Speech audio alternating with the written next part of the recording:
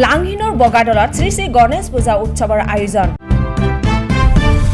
হাওৰাঘাট 12 ফেব্ৰুৱাৰী কাৰ্বি আংলং জিলাৰ লাংহিন সমষ্টিৰ অন্তৰ্গত থকা বগাদলত অৱস্থিত ঐতিহ্যমণ্ডিত শ্ৰী শ্ৰী গণেশ মন্দিৰত 4 দিনীয়া কাৰ্যসূচীৰ আয়োজন কৰা হৈছে শ্ৰী শ্ৰী গণেশ পূজা উৎসৱ।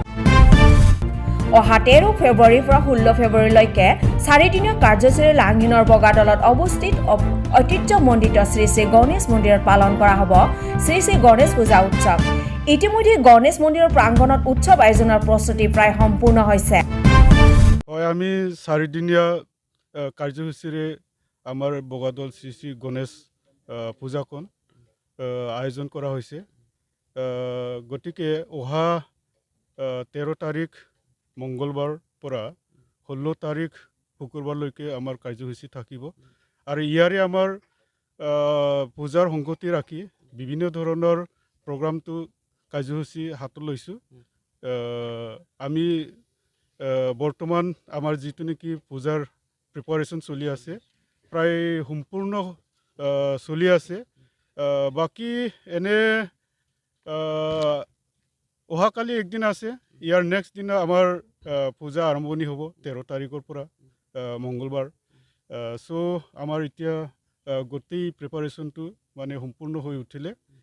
ইপিনে শ্ৰী শ্ৰী গণেশ পূজা উৎসৱৰ লগত সংগতি ৰাখি সমূহ ভক্তপ্ৰাণ ৰাইজৰ বাবে মণিপুৰৰ পৰা এটা জনপ্ৰিয় আনন্দ মেলাৰ দলকো অনা হৈছে। আমাৰ সেইটো নৰ্থ ইষ্টৰ ফেমাছ মানে কিবা আনন্দ মেলা বুলি কয় মণিপুৰৰ, তেখেতসকলক আমি এই পূজাত আনিছোঁ।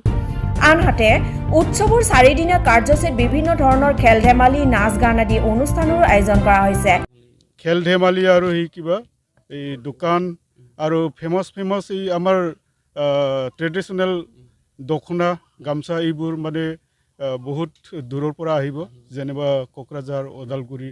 তেখেতসকলে বৰ্তমান আমাৰ কমিটিৰ লগত বুকিং কৰা হ'ল, যোগাযোগ কৰা হ'ল আৰু বৰ্তমান সিহঁতেও মানে দোকান পোহৰ দিবৰ কাৰণে সম্পূৰ্ণ মানে হৈ গ'ল আৰু। ইয়াৰ উপৰি কোকৰাঝাৰকে ধৰি কেইবাখনো জিলাৰ ব্যৱসায়ী প্ৰতিষ্ঠানে বগাদলত আয়োজন কৰা শ্ৰী শ্ৰী গণেশ পূজা উৎসৱত অংশগ্ৰহণ কৰিব বুলি পৰিচালনা সমিতিয়ে জানিব দিয়ে। উক্ত ধৰ্মীয় অনুষ্ঠান শ্ৰী শ্ৰী গণেশ পূজা উৎসৱৰ 4 দিনীয়া কাৰ্যসূচীক সাফল্যমণ্ডিত কৰিবৰ বাবে সমূহ সনাতন ধৰ্মৰ ভক্তপ্ৰাণ ৰাইজৰ সহায় সহযোগিতা আৰু উপস্থিতি কামনা কৰিছে শ্ৰী শ্ৰী গণেশ মন্দিৰৰ পৰিচালনা সমিতিৰ সভাপতি অমৃত বসুমতাৰীয়ে। আমাৰ বগাদল গাঁৱৰ এইটো গণেশ মন্দিৰৰ কমিটি থাকে, হয় পৰিচালনা কমিটি, এইটো মানে শ্ৰী শ্ৰী গণেশ মন্দিৰ পূজা কমিটি হয়।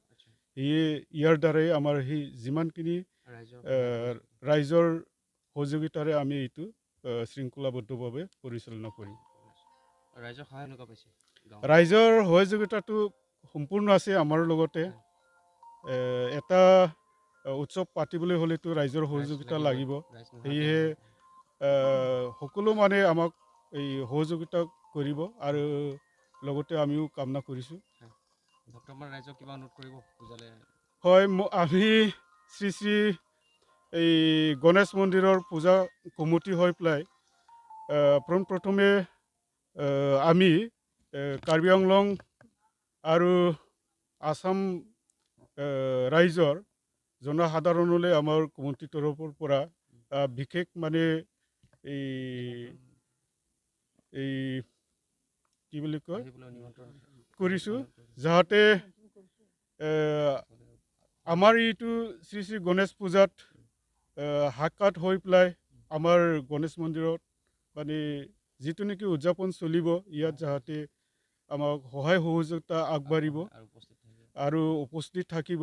সেয়ে আমি সমূহ কাৰ্বি আংলং আৰু অসমবাসী ৰাইজলৈ আমাৰ বিনম্ৰভাৱে অনুৰোধ।